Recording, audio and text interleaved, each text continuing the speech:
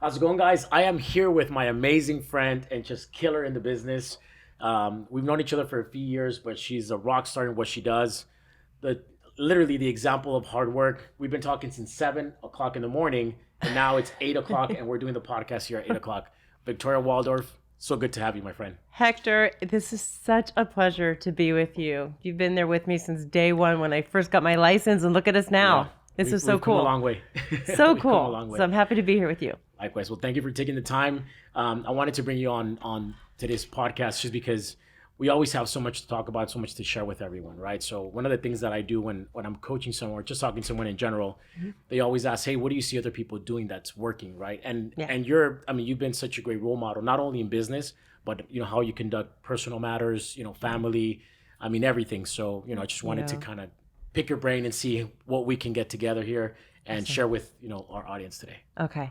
So for everybody out there, I'm Victoria Waldorf with Sync Brokerage. I'm proud to be at Sync Brokerage. It's a luxury boutique agency that my office is here in Studio City. So that's why we're here today meeting. And I've been an agent for 5 years. So I just hit my 5-year mark in February. And it seems like you've been doing this for 10 years, 15 years. I swear. I think it's a little bit of my life experiences and business background coming into real estate and some past lives that just kind of pull it all together, where real estate has just been the perfect meeting for me, meeting place.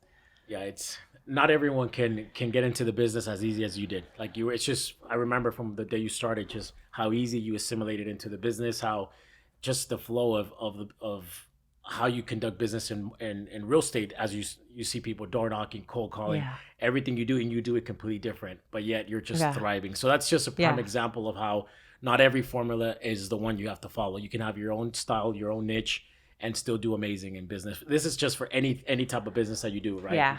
Regardless if it's real estate or whatever. Exactly. So I've learned that. I learned that in real estate. And at the beginning, I made cold calls. I did door knocking. And then I kind of realized where my niche was. And it was probably right around when COVID hit that I kicked up to where my niche is. And then with COVID, where we kind of, we weren't essential for a couple of weeks, and all of a sudden we became essential again, but we really couldn't go out.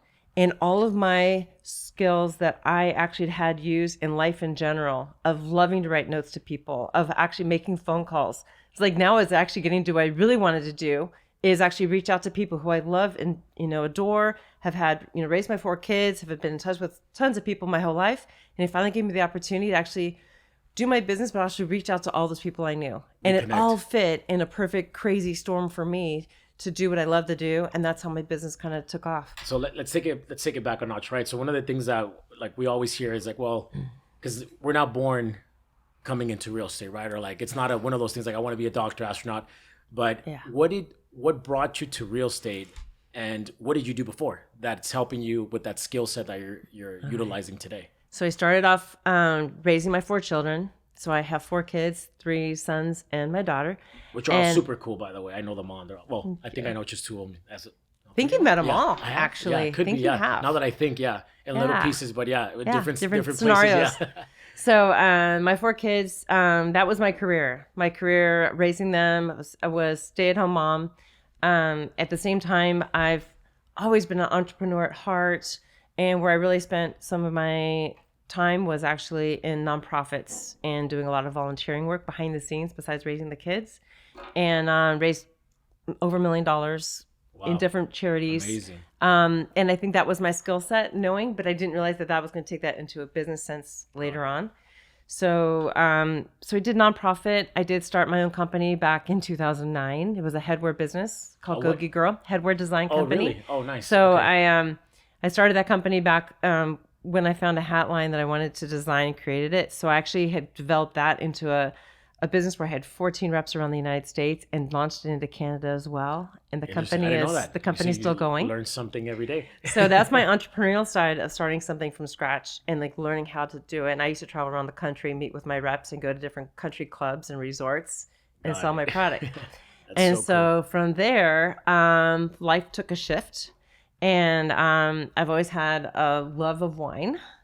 And which we're going to be presenting today. We're doing a blind tasting with Hektor today. Just I thought that would be fun. And so I actually, for a couple of years, when my kids were finished with school, I actually moved up to Central Coast and I lived in Los Alamos. And I actually was a tasting room manager at 2 different wineries. So that's where the love for wine comes. Your love for wine. Yeah. I do have a love for wine. I've always loved it. And I love the diversity of wine and how it's unique and every bottle is different and all the varietals. And I actually went back to school and took 4 courses, actually UC qualified courses in wine and grapes and regions and countries and all that.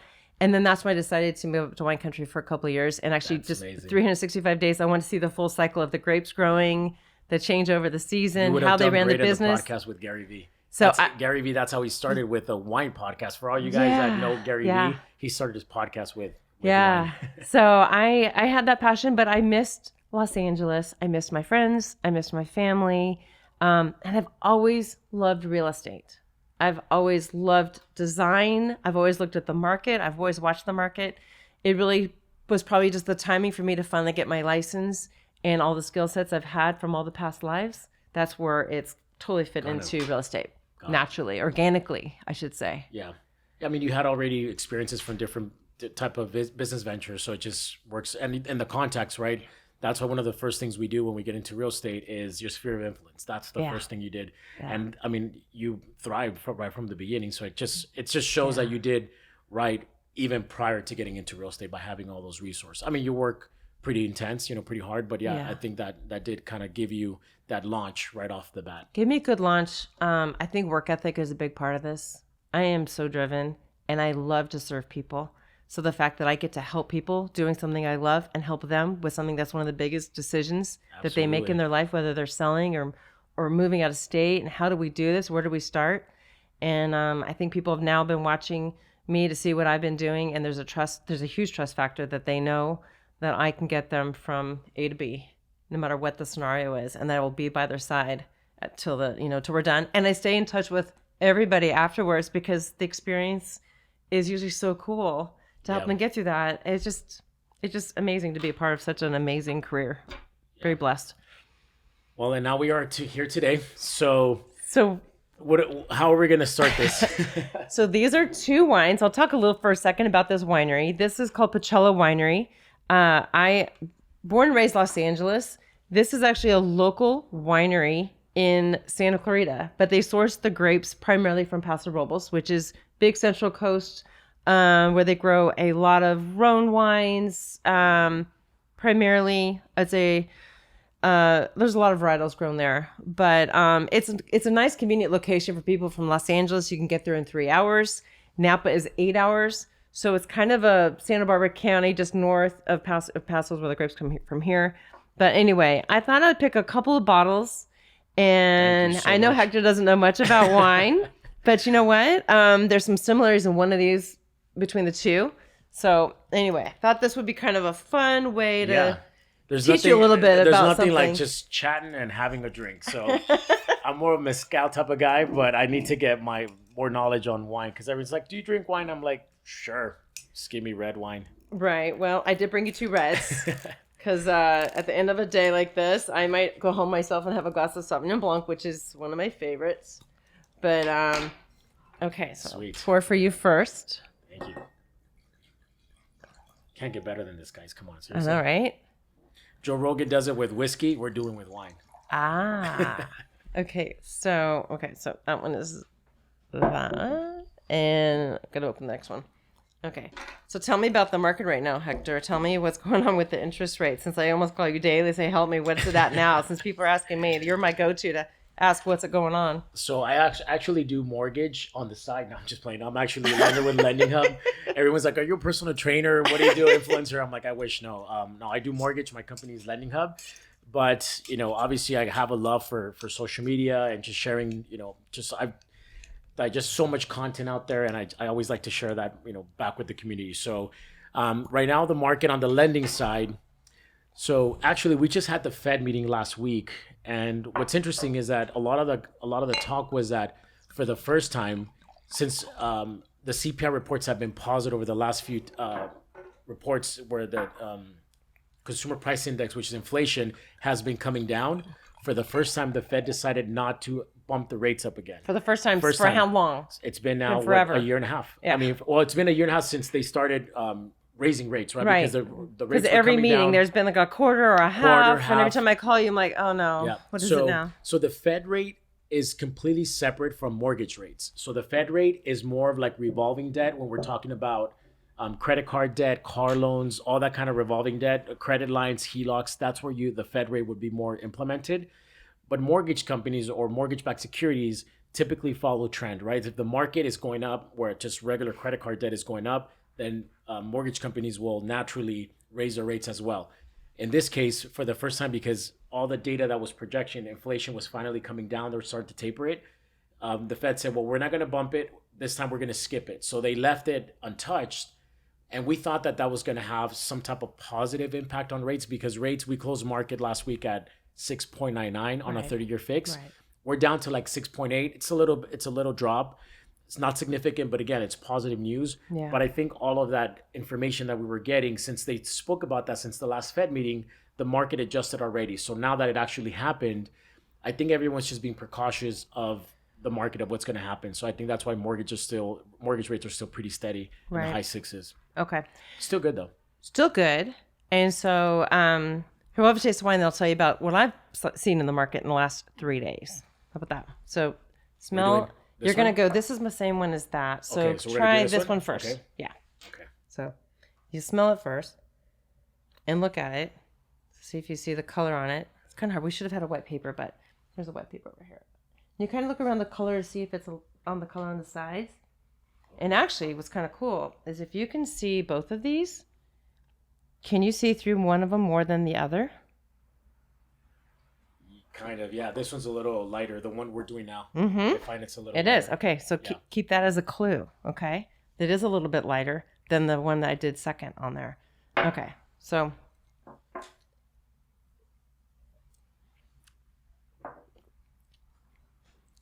Okay. That's good. Okay. It is definitely, the second one's darker. So back to your point on the market. So I've had several listings this year. Almost every property I've had has had multiple offers after the first weekend. You guys hear that?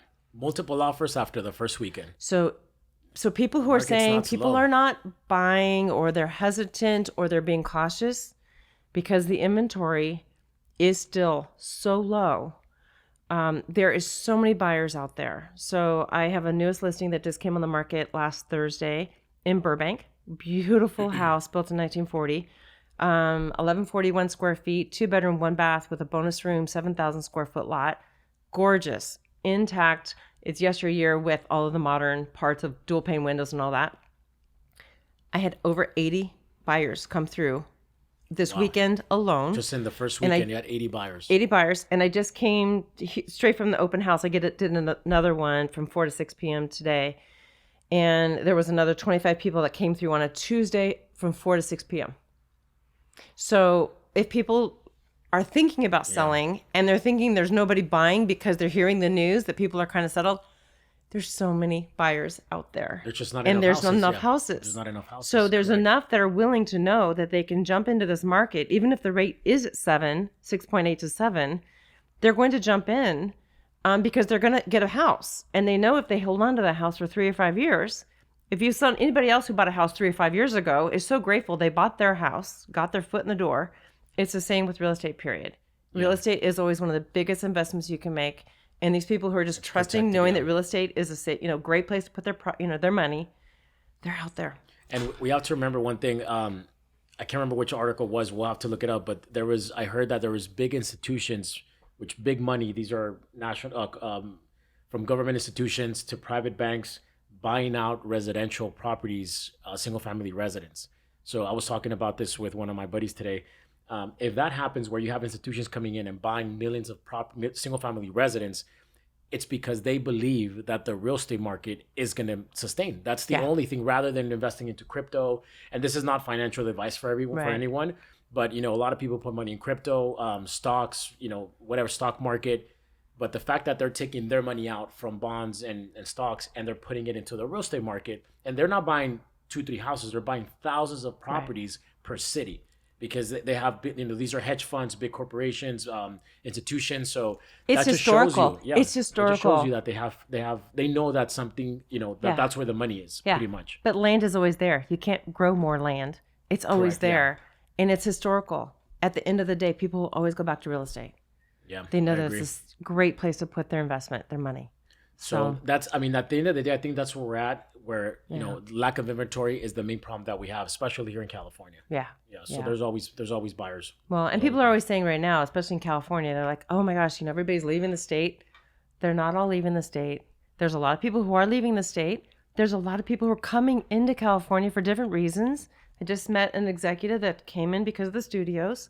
So there's a lot of reasons why California, we're still such an amazing place with our weather, our beaches, our mountains. There's so many positives that we have here. I'm third generation, so you can snowboard up in 2 hours, or you can go to the beach in 30 minutes. You can do it all in one day. You can do it in one day if you want to. Yeah. But I'm third generation Angelino, so it's just, for me, it is just so many selling points. And I understand people leaving, but there's plenty of people coming and staying, and generations who are having children who want to be here next to family and be here. So tell me about the second option. So what is okay? this? First one. First one. What'd you think?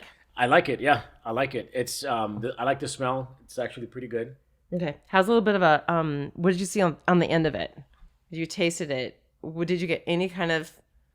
It doesn't have to be a certain. Just a feel on your tongue. That's what you're looking for on your palate. Yeah, no, it definitely tastes good. I can't say I identify the taste, but it definitely tastes good. Does it feel a little peppery on your palate at the end? Okay, that's kind of signature for what this kind of blend is. This is a blend. Okay. I will tell you then what this is. Okay, now let's go to the second one.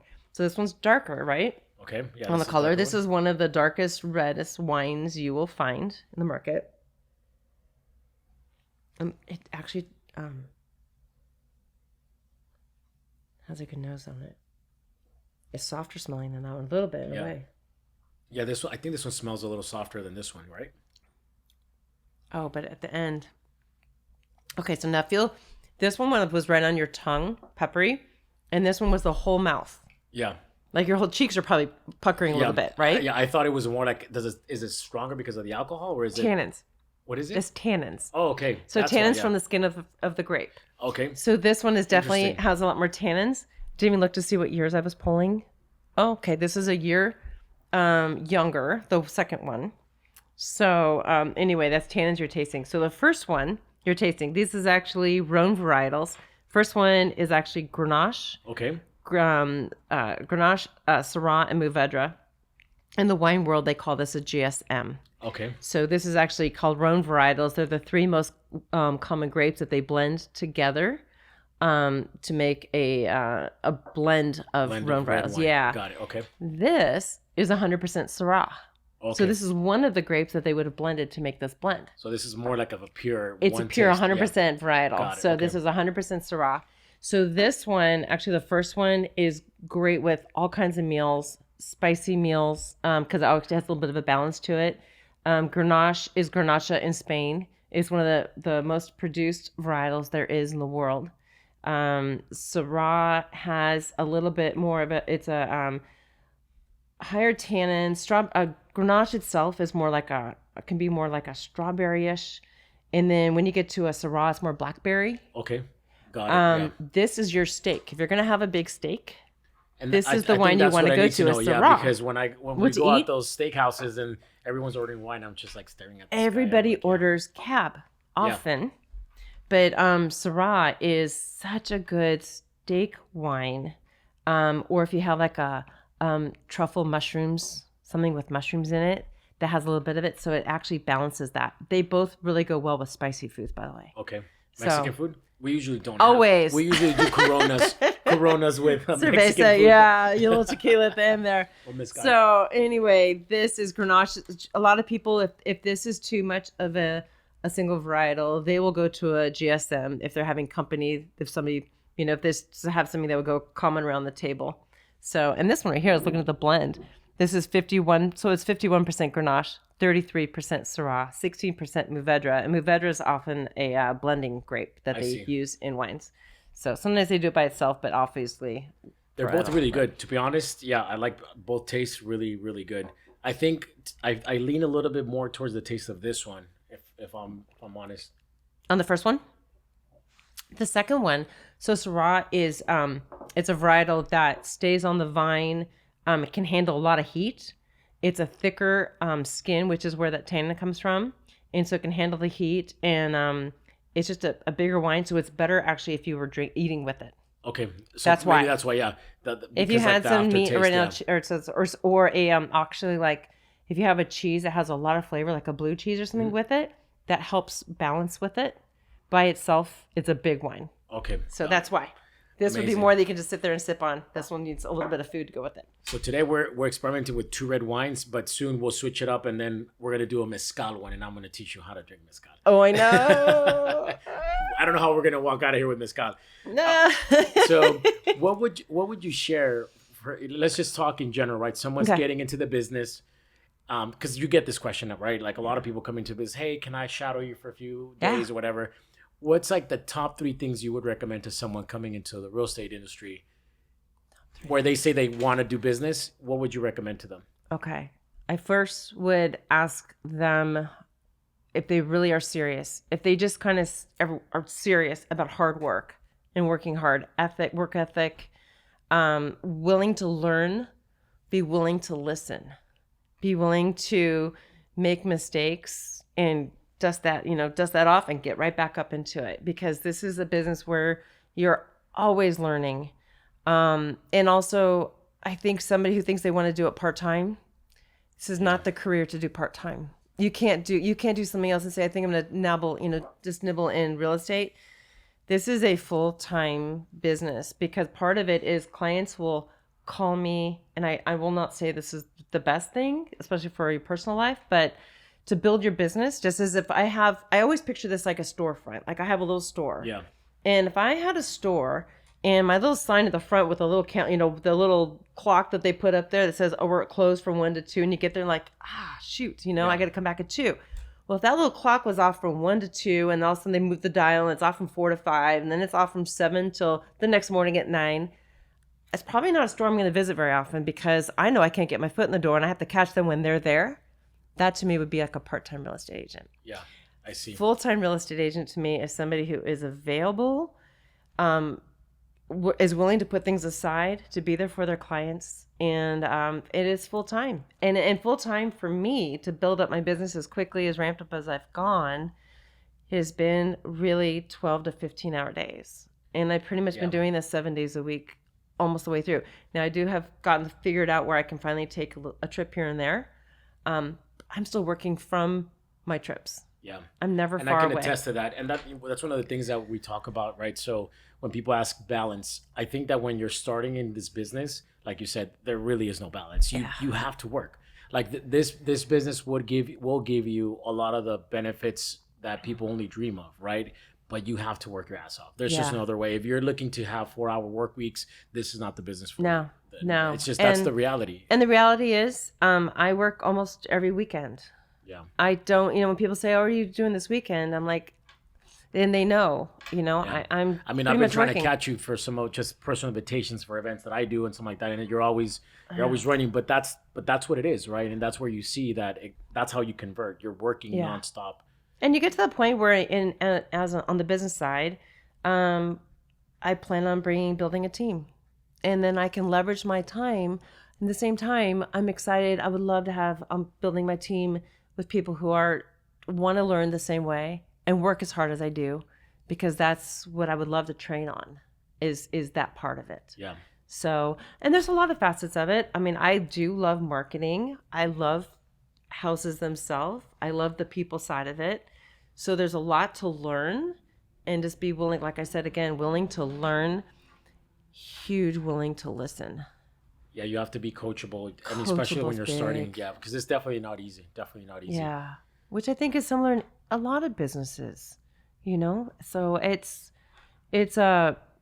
definitely, you could be an introvert and an extrovert. I'm an extrovert, but introverts can do this too. Because it does fit for a lot of overall personalities. But you definitely have to be willing to go talk to strangers. You can't be a secret agent. Yeah. You know, if somebody says Nobody knows what you're doing, and then people you do this. have to Yeah. know what you're doing.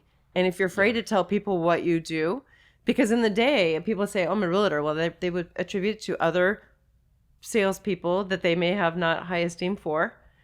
I'm really proud actually to be a realtor.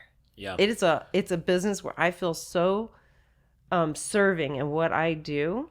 And I love to be able to make a good name for being a realtor. Like you said, you have to treat it as a business. A lot of times Yeah. people just treat it like as a hobby, or like I'm just doing this part-time, or they see the $1 million listing TV show and then they think that they're going to start right off the bat doing something like that, which we know it's not the case. Yeah. So yeah, they don't understand the process and the hard work, you know, that'd be. Yeah. I mean, when I got started in mortgage, hi to Wally Delawari from Delaware Pacific, my buddy.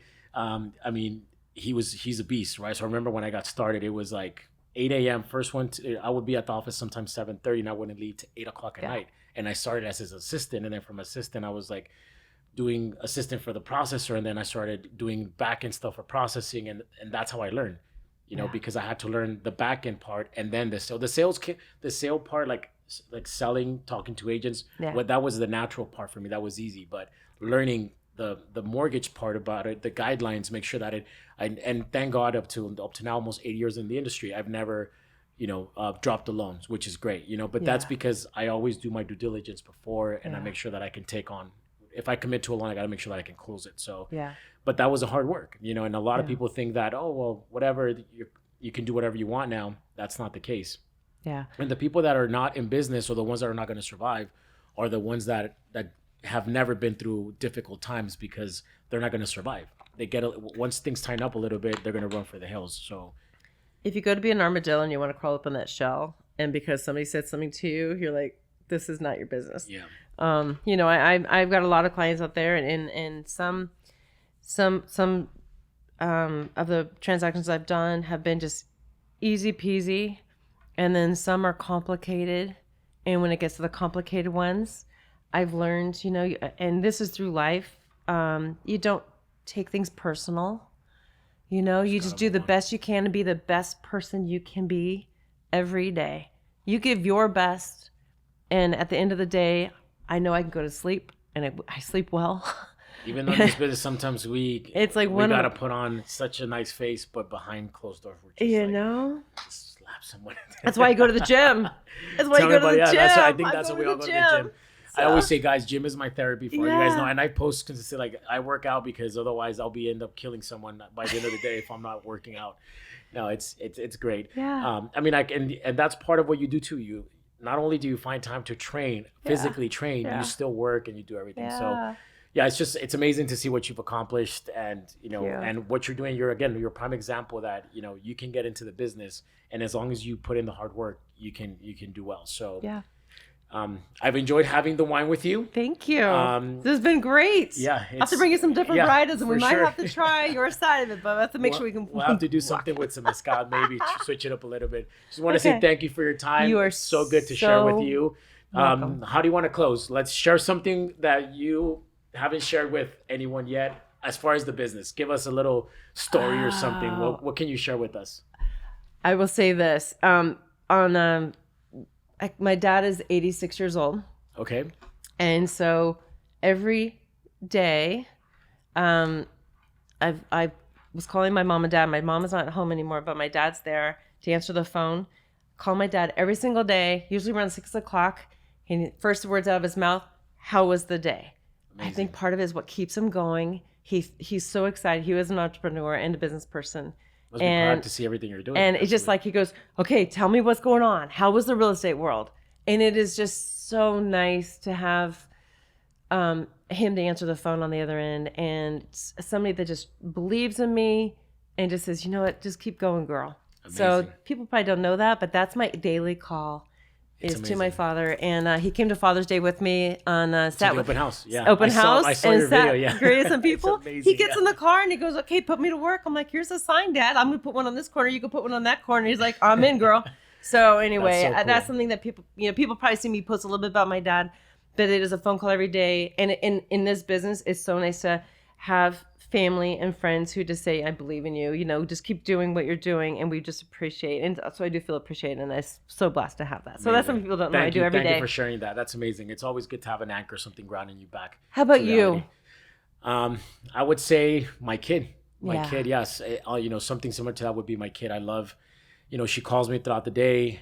Dad, like she'll call me for the most random thing. And I just, sometimes I can be in the middle of something important and I see her call and I want to drop everything I'm doing to answer her call. Obviously, sometimes I can't, but it's just so sweet that she wants to share every little victory. And for her, it could be, I learned something new today. She loves gymnastics. I did something new and I was able to land it. And she gets so proud just to see her eyes when she talks to dad. It's like, it's that moment. So I'm sure that's how your dad is looking at you even till today. And I'm the same with my kids. Yeah. Treasure her age right now because it goes like that. Yeah. So just treasure every moment and take those calls when you can. As long as I can. As long as I can. That's great. Awesome. Cheers, my friend. Thank you so much for sharing. You're so welcome. Thanks for having me. Take care, you guys.